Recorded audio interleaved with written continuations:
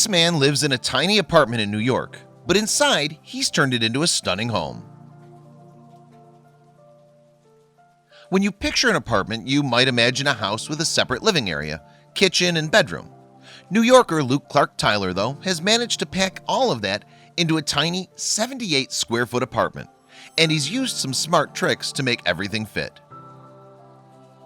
Everyone in New York City, and everywhere in the world really, knows that space comes dear in the Big Apple.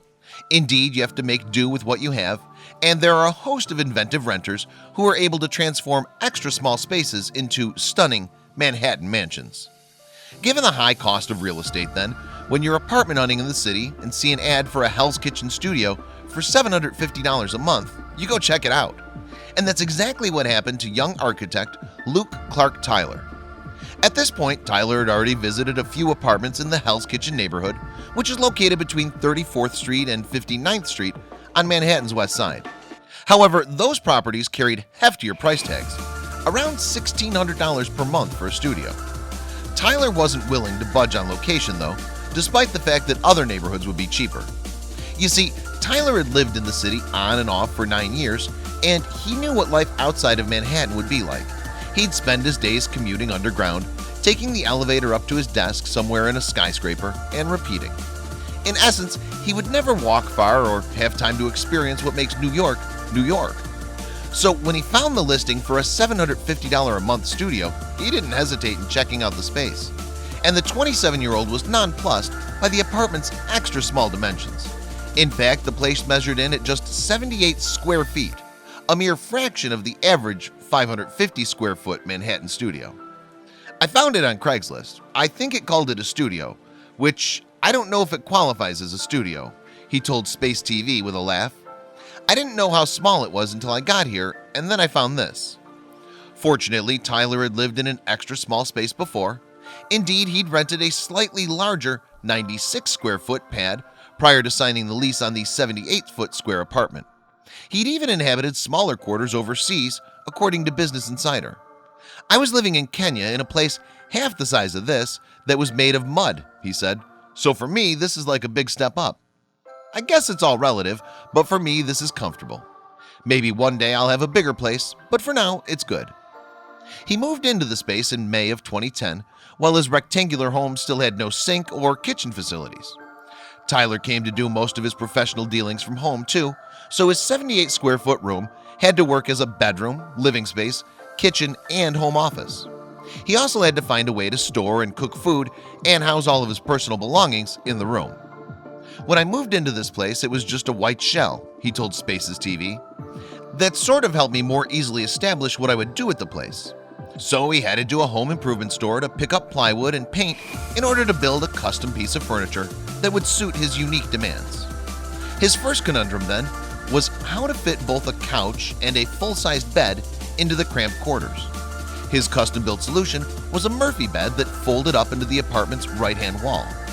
Then he rested bright white cushions against the back of the bed. Combined with the bed's base, also covered in white cushions, he had a plush, full-size sofa where he could hang out with house guests. And building the piece of furniture ended up costing a mere $170. When friends come over, we'll just hang out here, he told Spaces TV.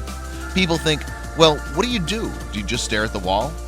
But Tyler remarks that the lack of a TV doesn't hinder his social gatherings at all. He said, we talk to each other. Next to the sofa bed combination, Tyler has a desk along the same wall. Like the bed though, he didn't downsize in order to fit everything he needs into his tiny studio. Instead, the desk houses his mini refrigerator, as well as a storage system for personal and professional documents. The dark brown staining on the wooden desk looks sleek too, especially with the simple accessories that Tyler placed on top of it. The most important one for him though is the mirror hung directly above the desk. I do most of my freelance work from home. Having the mirror here, so when I'm spending so much time here working, it just kind of deepens the space a bit. So you're not working at a wall. It feels a little bigger. It may just be a silly trick for your mind, but it's nice, I think, he said to Spaces TV. To the right side of the desk stands the final piece of furniture in the space, Tyler's wardrobe. It's not just home to his clothes though, it's also where he keeps his printer, his microwave, his plates, and the towel he uses to dry off after a shower, which is also extra small. "This is my tiny towel. In fact, my parents always give me grief because I don't use a big towel," he told Spaces TV with a big laugh. Speaking of the bathroom, it's also where Tyler washes his dishes because his apartment doesn't have its own tap. He and the other tenants living on his floor all use the same facilities. "As far as having a shared bathroom goes, I think I'm relatively lucky because my unit's on the same vestibule with the bathroom. The drawback is it's kind of dorm style where you have to carry your bathroom stuff to the bathroom with you," he admitted. The lack of running water in his room was really the only drawback that he could come up with, according to an NBC News article about his extra small living situation. But otherwise, he had no complaints about his rental. "Coming home to a tiny apartment, I mean, this is what I've been doing for at least 5 years now," he explained. "We adapt very easily as people." By 2013, though, Tyler had moved onward and upward. In fact, he relocated to the West Coast, where his new, more spacious living quarters included a private bathroom. "It is really nice, I've got to say," he told the New York Times.